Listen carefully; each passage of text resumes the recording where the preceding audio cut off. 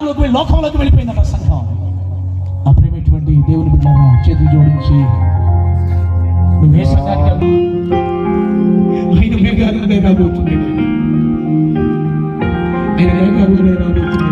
నోరు తెరిచిన చిన్న ప్రార్థన, నోరు తెరిచిన చిన్న ప్రార్థన. అప్పుడేటువంటి చెల్లి సంఘాన్ని గురించిన బాధ నీకు లేదా?